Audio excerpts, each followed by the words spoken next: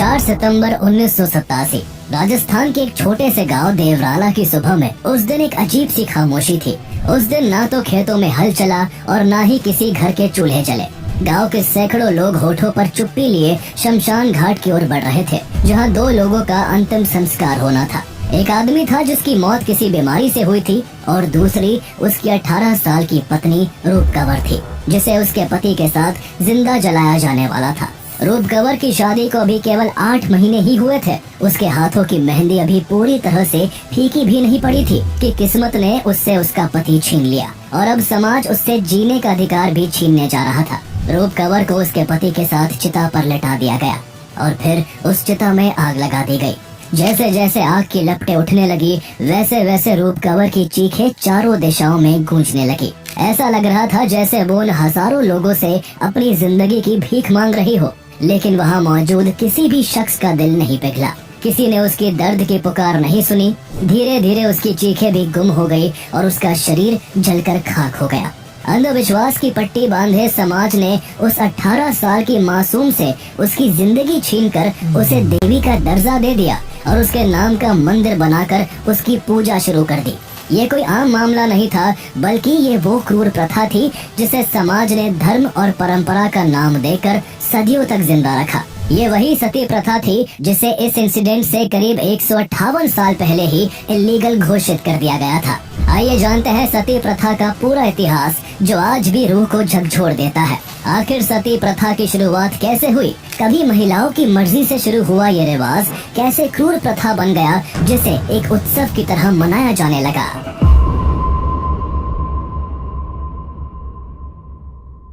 सती शब्द संस्कृत भाषा के अस्थि से आया है, जिसका मतलब पवित्र, सच्ची और आदर्श पत्नी होता है। हिंदू ग्रंथों के अनुसार सती भगवान शिव की पत्नी थी। माना जाता है कि एक बार सती के पिता राजा दक्ष ने एक बहुत बड़े यज्ञ का आयोजन किया था, जिसमें उन्होंने सभी देवी देवताओं को इनवाइट किया, लेकिन जानबूझकर अपने दामाद भगवान शिव को नहीं बुलाया, क्योंकि वो उन्हें बिल्कुल भी पसंद नहीं करते थे।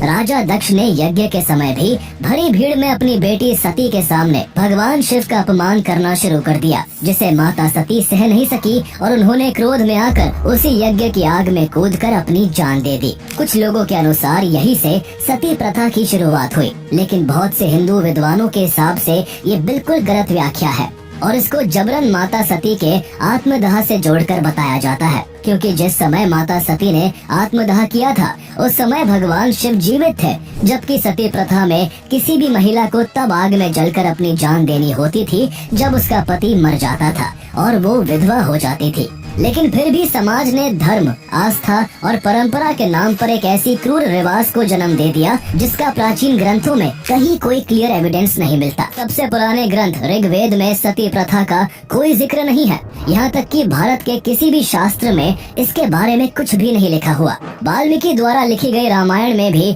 सती प्रथा के बारे में किसी तरह की चर्चा नहीं की गई, क्योंकि राजा दशरथ की मृत्यु के बाद उनकी तीनों पत्नियों में से किसी ने भी इस रिचुअल को नहीं अपनाया था। महाभारत काल के समय भी इस रिचुअल को ना तो पांडु की मृत्यु के बाद उनकी पत्नी कुंती ने फॉलो किया और न ही अर्जुन के बेटे अभिमन्यु के बैटलफील्ड में मारे जाने के बाद अभिमन्यु की पत्नी उत्तरा ने इस रिचुअल को निभाया था। हालांकि पांडु की मौत के बाद उनकी दूसरी पत्नी माद्री के सती होने की बात कही जाती है, लेकिन इस मामले में भी रिलीजियस स्कॉलर्स के बीच भारी मतभेद है। इसके बाद मगध डायनेस्टी से लेकर मौर्यन पीरियड तक भी इस प्रथा का जिक्र ना तो किसी भारतीय और ना ही किसी फॉरेन ट्रैवलर के लेखों में देखने को मिलता है। जब भारत पर मगध डायनेस्टी का शासन था, ठीक उसी समय भारत में बौद्ध धर्म काफी पॉपुलर हो रहा था। तब बौद्ध और हिंदू धर्म गुरुओं के बीच काफी कॉन्फ्लिक्ट होता था, लेकिन फिर भी उस जमाने के किसी भी बौद्ध मॉन्क की किताब में सती प्रथा का जिक्र नहीं है। इससे पता चलता है कि इस समय तक भी सती प्रथा चलन में नहीं थी। फेमस ग्रीक ट्रैवलर मेगास्थीन्स की बुक इंडिका और चाणक्य द्वारा लिखी गई अर्थशास्त्र में भी सती प्रथा का कोई वर्णन नहीं मिलता। सती प्रथा का फर्स्ट एक्चुअल एविडेंस 464 CE में नेपाल में मिला। वहीं भारत में इसका पहला डॉक्यूमेंटेड एविडेंस 510 सीई में मध्य प्रदेश के ईरान इंस्क्रिप्शन में मिला। इस शिलालेख में लिखा था कि राजा भानुगुप्त के एक जागीरदार गोपराज की युद्ध में मृत्यु हो गई थी और उनकी पत्नी ने अपने पति के साथ एक ही चिता पर जलकर जान दे दी थी। इसके बाद भारत के अलग अलग हिस्सों से मिले इंस्क्रिप्शंस, बुक्स और अन्य शिलालेखों से इसके और भी प्रमाण मिलने लगे। छेदी डायनेस्टी के समय में लिखे गए जबलपुर शिलालेख में ये दर्ज है कि राजा गांगेय देव की मृत्यु के बाद उनकी 100 पत्नियों ने सती होकर जान दे दी थी। साउथ इंडिया में 10th सेंचुरी में चोल साम्राज्य के राजा राजेंद्र चोल की माता वनावन महादेवी और उनकी पत्नी वीरा महादेवी के सती होने के प्रमाण मिलते हैं। फारसी लेखक अल बरूनी ने अपनी किताब उल हिंद में भारत का वर्णन करते हुए लिखा था कि उस समय भारत में सती प्रथा प्रचलित थी, लेकिन उस दौर में महिलाएं अपने मन से सती होती थी। उनके साथ परिवार या समाज द्वारा कोई भी जबरदस्ती नहीं की जाती थी। वही 14th सेंचुरी में भारत आए इब्न बतूता ने भी अपने अनुभव में बताया कि उन्होंने अपनी आंखों से 3 महिलाओं को सती होते देखा था। यानी साफ है कि सती प्रथा किसी भी धर्म ग्रंथ या परंपरा का हिस्सा नहीं थी और इसकी शुरुआत आज से करीब 1500 साल पहले हुई, जब कुछ महिलाएं अपनी मर्जी से अपनी पति की मृत्यु के बाद सती हो जाती थीं। भारत में इस रिवाज का दायरा तब और तेजी से बढ़ा जब भारत में मुस्लिम इन्वेजन शुरू हुए। जब भी कोई हिंदू राजा युद्ध में हारता तो मुस्लिम इन्वेडर उस राज्य की रानियों और राजकुमारियों को बंदी बना लेता था। फिर उनके साथ जातियों की सभी सीमाएं लांघ दी जाती और उनका सामूहिक यौन शोषण किया जाता। इसी भय और अपमान से बचने के लिए रानियां अपने आत्म सम्मान की रक्षा करते हुए आग में कूदकर जान देने लगी। इस एक्ट को जौहर कहा गया। इस समय जौहर की ज्यादातर घटनाएं राजस्थान के राजपूत राजाओं के यहाँ देखी गई। जब कोई युद्ध निर्णायक मोड़ पर पहुंचता और राज्य की हार तय हो जाती, तब राजमहल की रानियां और अन्य महिलाएं एक बड़े कक्ष में आग जलवाती और कीमती कपड़े और आभूषण पहनकर उस आग में कूद जाती थी ताकि दुश्मन उन्हें छू भी न सके। जौहर की पहली डॉक्यूमेंटेड घटना 711 सीई में देखने को मिली, जब अरब कमांडर मोहम्मद बिन कासिम ने भारत पर पहला इस्लामिक अटैक किया था। मोहम्मद बिन कासिम ने सिंध के राजा दाहिर से युद्ध किया, जिसमें राजा दाहिर की हार हुई और उनकी जान चली गई। इसके बाद उनकी रानी बाई ने कुछ दिनों तक अपने राज्य को बचाने के लिए युद्ध किया, लेकिन जब उन्हें अपनी हार निश्चित दिखाई दी तो उन्होंने राजघराने की अन्य महिलाओं के साथ जौहर कर लिया।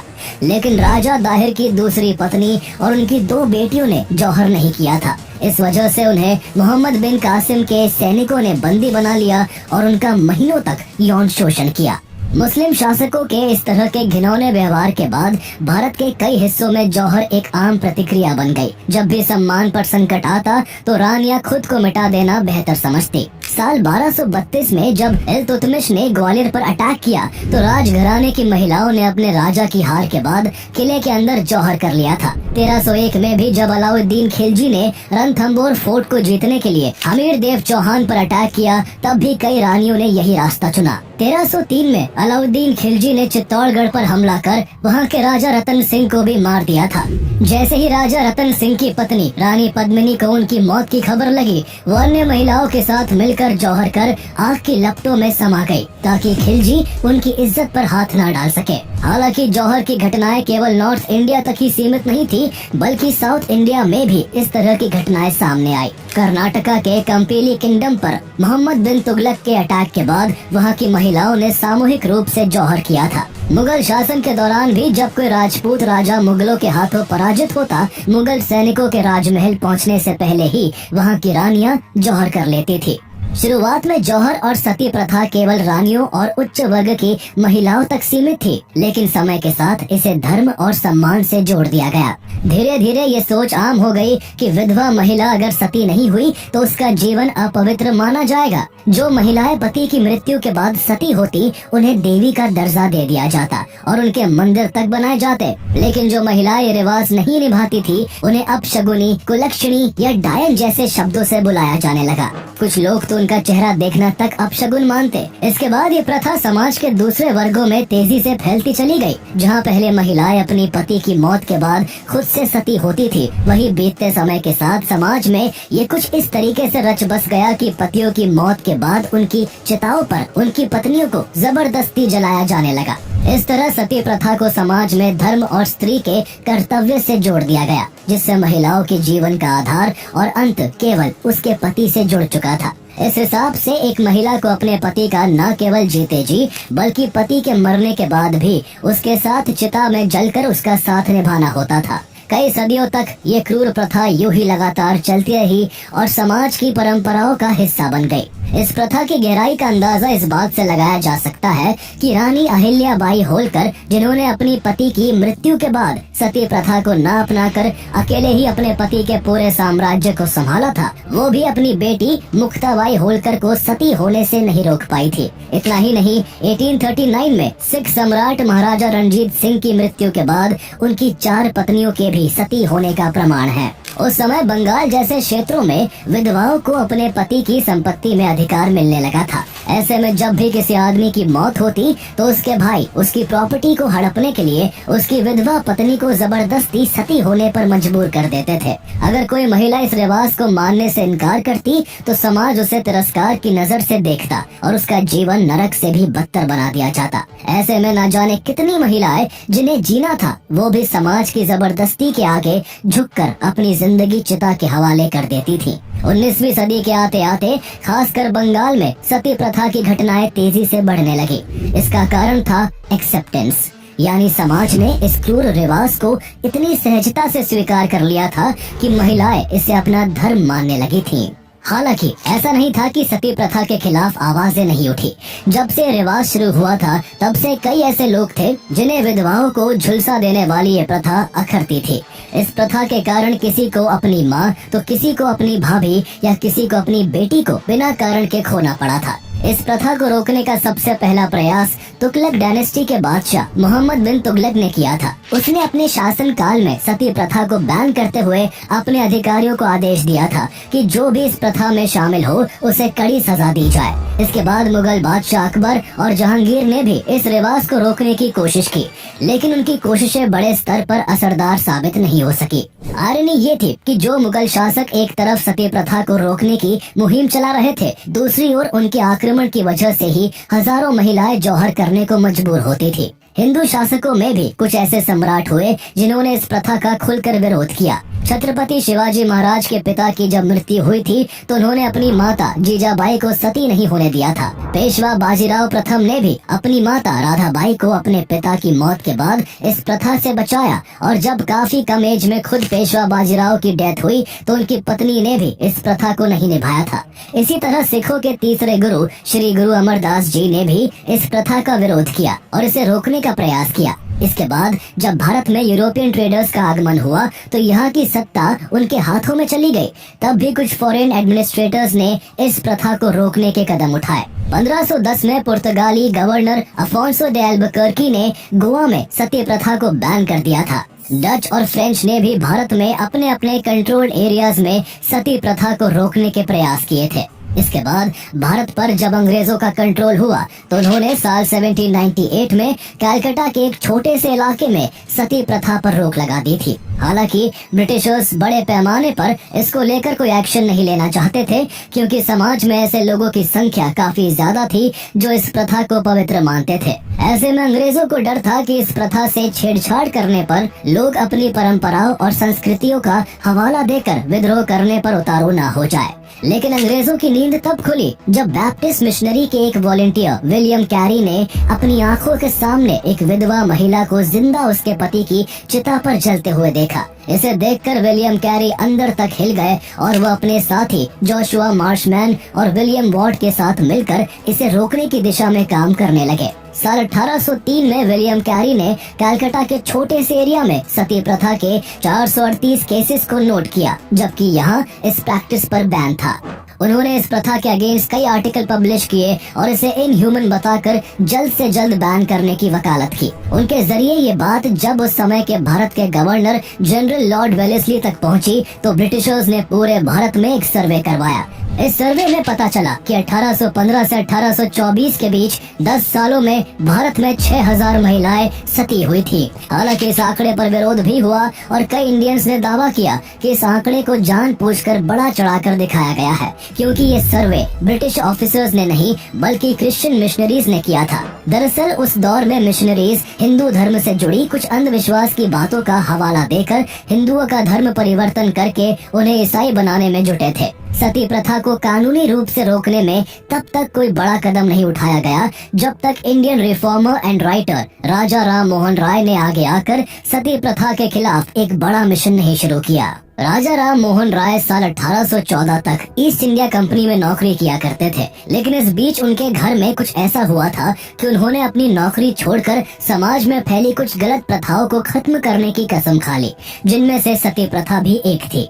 साल 1811 में जब राजा राम मोहन राय के भाई जगमोहन राय की मौत हुई तो उनके घर वालों ने सती प्रथा के नाम पर उनकी भाभी को उनके भाई की चिता के साथ ही जिंदा जला दिया था। ये देख राजा राम मोहन राय हैरान रह गए। जब ये बात राजा राम मोहन राय को पता लगी तो वो पूरी तरह हिल गए। इस घटना से वो काफी आहत हुए और उन्हें लगने लगा कि अगर अब भी कुछ नहीं किया गया तो निर्दोष औरतें यूं ही परंपरा के नाम पर जिंदा जलाई जाती रहेंगी। इसके बाद उन्होंने ठान लिया कि जैसा उनकी भाभी के साथ हुआ है वैसा अब वो किसी और महिला के साथ नहीं होने देंगे। क्योंकि लोग सती प्रथा को धर्म से जोड़कर देखते थे, इसलिए उन्होंने सबसे पहले पौराणिक ग्रंथों को पढ़ना शुरू किया। कई ग्रंथों और शास्त्रों को गहराई से पढ़ने के बाद भी उन्हें सती प्रथा का समर्थन तो क्या, उसका उनमें कोई जिक्र तक नहीं मिला। उनके लिए अब ये बिल्कुल साफ हो गया था कि सती प्रथा कोई धार्मिक परंपरा नहीं बल्कि समाज की छोटी मानसिकता की उपज है। इसके बाद उन्होंने सती प्रथा के खिलाफ एक बड़ा अभियान शुरू किया।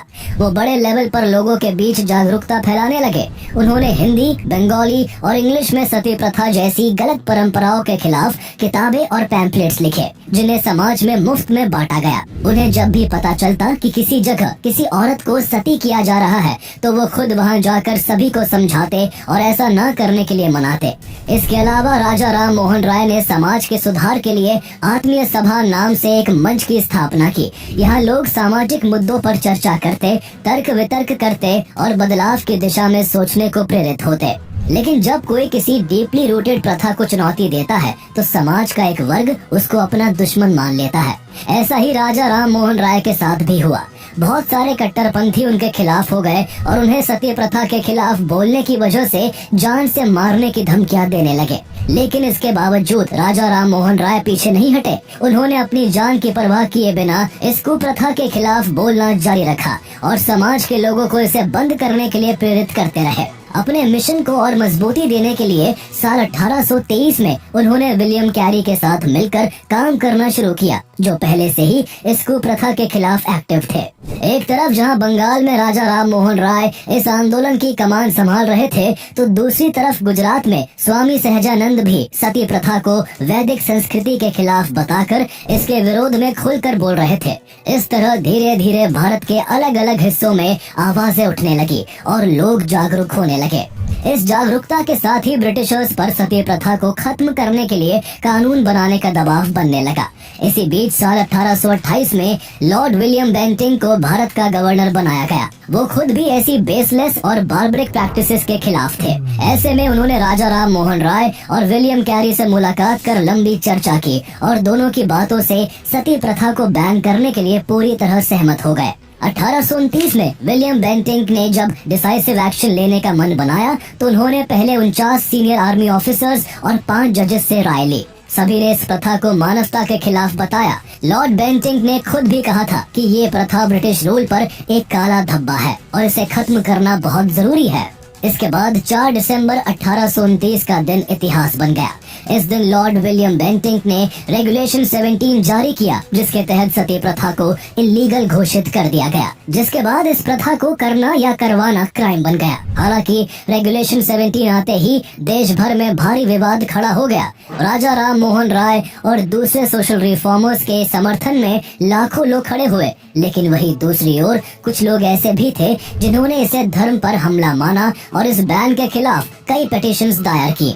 हजारों सिग्नेचर्स के साथ ये विरोध इतना बढ़ा कि मामला सीधे लंदन के प्रिवी काउंसिल तक पहुंच गया। इस दौरान मुगल एम्परर अकबर II ने राजा राम मोहन राय को इंग्लैंड भेजने की व्यवस्था करवाई ताकि वो प्रिवी काउंसिल के सामने सती प्रथा के बैन को जस्टिफाई कर सके। प्रिवी काउंसिल में भी राजा राम मोहन राय की दलीलों को सही माना गया, जिसके चलते 1832 में प्रिवी काउंसिल ने सती प्रथा पर लगे बैन के फैसले को बरकरार रखा। इस तरह भारत में सती प्रथा लीगली बैन हो गई और उसकी प्रैक्टिस करना कानूनन जुर्म बन गया। सती प्रथा पर रोक लगने के बाद ईश्वर चंद्र विद्यासागर जैसे महान विचारकों के नेतृत्व में विधवाओं के पुनर्विवाह को लेकर भी आंदोलन चलाया गया, जिस वजह से हिंदू विडो रीमैरिज एक्ट 1856 लागू हो सका। अब महिलाएं विधवा होने के बाद दूसरी शादी करके अपना जीवन जी सकती थी, लेकिन इस बीच सती प्रथा का कानून एक दूसरे अंग्रेज थॉमस मैकॉली के कारण थोड़ा हल्का पड़ गया था। थॉमस मैकॉली द्वारा इंडियन पीनल कोड का ड्राफ्ट तैयार हुआ, जिसके मुताबिक अगर कोई ये साबित कर देता कि उसने किसी विधवा के कहने पर चिता को आग लगाई है तो उसे दोषी नहीं माना जाएगा। इसके बाद 1862 के कानून में 2 ऐसे जरूरी प्रावधान हटा दिए गए, जिनके हिसाब से सती करने वाले को पहले डेथ पेनल्टी तक दी जा सकती थी। कानून में इस बदलाव के बाद अब आरोपी आसानी से ये कहकर बच सकता था कि विधवा ने अपनी इच्छा से ऐसा किया था, और यही लूपहोल अंधविश्वासी लोगों द्वारा कई बार इस्तेमाल किया गया। साल 1987 यानी आजाद भारत में 4 दशक बाद इस अमानवीय प्रथा की एक और घटना ने पूरे देश को झकझोर कर रख दिया। ये घटना राजस्थान के एक छोटे से गांव देवराला की थी, जहां रूप कंवर नाम की एक 18 साल की लड़की को उसके मरे हुए पति माल सिंह की चिता पर जिंदा जला दिया गया।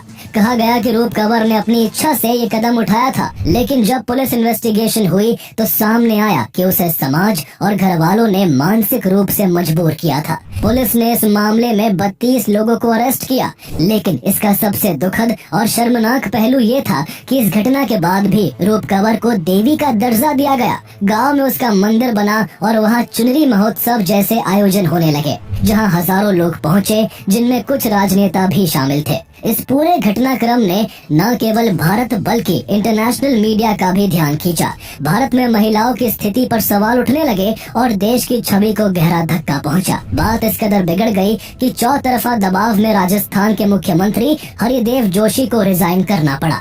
इसके बाद राजस्थान सरकार को उसी साल commission of Sati prevention act लाना पड़ा, जिसके तहत किसी विधवा को सती करने या करवाने वालों को फांसी या उम्र कैद की सजा देने का प्रावधान किया गया। इतना ही नहीं, सती प्रथा के पक्ष में बात करने वालों और उसको ग्लोरीफाई करने वालों के लिए भी 7 साल की कैद और 30,000 रुपए तक का जुर्माना तय किया गया।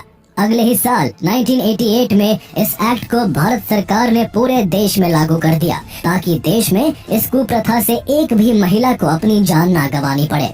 बाद में जब इस मामले को लेकर एक सर्वे किया गया तो पता चला कि आजादी के बाद से 1987 तक भारत में सती होने या फिर उसे अटेम्प्ट करने को लेकर देश के अलग अलग पुलिस स्टेशंस में कुल 28 केसेस दर्ज किए गए थे। भारत में रूप कंवर सती केस को अब तक का लास्ट डॉक्यूमेंटेड सती इंसिडेंट माना जाता है। हालांकि इतने कड़े कानून के बाद भी 24 लड़कियों ने अपनी मर्जी या किसी दबाव में सती होने का प्रयास किया था, जिन्हें समय रहते पुलिस की मदद से बचा लिया गया। भारत जैसे देश में जहां नारी को शक्ति, सृष्टि और संस्कृति का प्रतीक माना जाता है, वहीं उसी समाज में सदियों तक ऐसी प्रथाएं फलती फूलती रही, जो स्त्री की पहचान को केवल पुरुष की छाया तक सीमित करती थी। सती प्रथा भी ऐसी ही एक क्रूर परंपरा थी, जो कभी धर्म के नाम पर, कभी सामाजिक मान सम्मान के नाम पर और कभी पुरुष की संपत्ति के लालच में औरत की जिंदगी को निगलती रही। राजा राम मोहन राय जैसे समाज सुधारकों की कोशिशों से